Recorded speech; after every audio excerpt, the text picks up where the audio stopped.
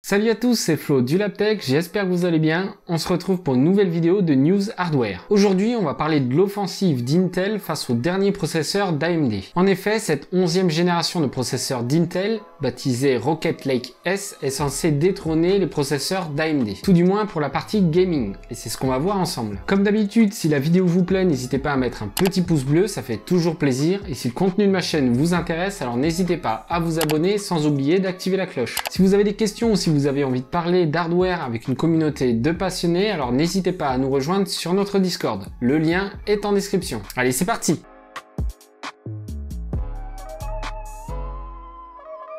Intel fait à nouveau parler de lui, et plus particulièrement de ses processeurs, les Rocket Lake S. C'est la 11e génération de processeurs, et ils sont eux aussi gravés en 14 nanomètres. On est donc loin des 7 nanomètres proposés par les processeurs d'AMD. Ceci étant dit, c'est loin d'être un blâme pour Intel quand on voit ce qu'ils sont capables de faire avec des processeurs gravés en 14 nanomètres, comparé aux processeurs d'AMD qui eux sont gravés en 7 nanomètres. En effet, la 10e génération des processeurs d'Intel affiche encore d'excellentes performances, certes en deçà des performances des Ryzen 5000, mais largement au-dessus des performances des Ryzen 3000, qui eux aussi, pour rappel, sont gravés en 7 nanomètres. Pour ce qui est d'ailleurs de la gravure, ce sera probablement la dernière génération des processeurs d'Intel à être gravée en 14 nanomètres. Alors pourquoi Intel reste en 14 nanomètres? Eh bien tout simplement parce que contrairement à AMD qui fait sous-traiter la gravure chez TSMC, Intel gère encore le processus de fabrication de ses processeurs de A à Z, c'est-à-dire qu'il gère aussi la gravure. Et malheureusement, il n'arrive pas à descendre en dessous de 14 nanomètres. Alors, il se pourrait qu'à l'avenir, il passe par un fondeur tiers, tel que TSMC par exemple. Et ce, afin de ne plus être bloqué par leur procédé de gravure et ainsi revenir dans la course face à AMD.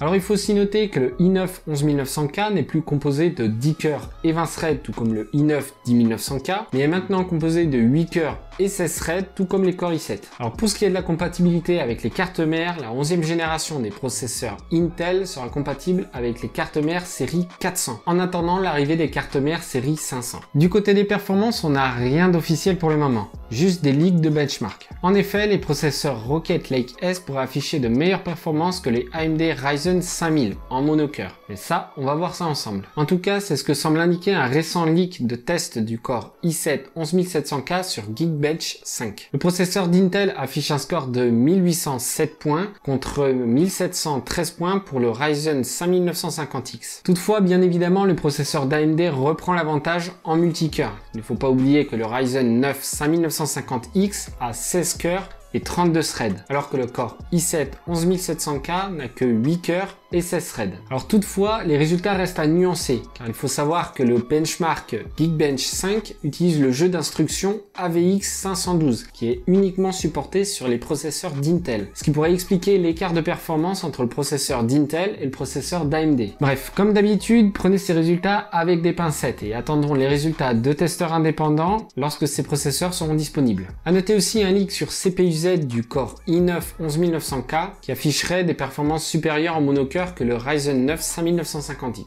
Alors encore une fois, j'insiste, il faut prendre ces résultats avec des pincettes. Ce ne sont pas des résultats de testeurs indépendants, ce ne sont que des leaks. De plus, il faut garder en tête que de nos jours, aucun logiciel ni aucun jeu n'utilise qu'un seul cœur. Donc les résultats les plus pertinents restent toujours les résultats multicœurs. Et dans ce domaine, le Core i9 11900K est derrière le Ryzen 7 5800X. Autre leak concernant un échantillon d'ingénierie du Core i9 11900K, mais cette fois-ci sur le benchmark Cinebench R15, qui a été publié par le site ChipHell. Encore une fois, rien d'officiel, donc les pincettes sont de mise. Par contre, le procédé de test est intéressant parce qu'il se focalise uniquement sur l'IPC. L'IPC, pour rappel, c'est les instructions par cycle. Donc pour rendre ce test équitable, les différents processeurs qui ont été testés sont uniquement composés de 8 cœurs et 16 threads et ont été tous verrouillés à la fréquence de 4 GHz. Et on observe que le Core i9 11900K affiche un score de 200 points, soit environ 15% de mieux que le Core i7 10700K et le Core i9 9900K. Cela dit, dans ces conditions, le Ryzen 7 5800X affiche toujours de meilleures performances, ce qui veut dire qu'il est capable de traiter plus d'instructions par cycle que le prochain processeur d'Intel. Bien évidemment, on observe le même constat pour les tests en multicœur. Alors toutefois, il faut garder en tête que c'est un échantillon d'ingénierie, c'est-à-dire que ce n'est pas un produit fini. Donc il est probable qu'il y ait encore de légères améliorations sur le produit fini. Pour finir, le Intel Core i7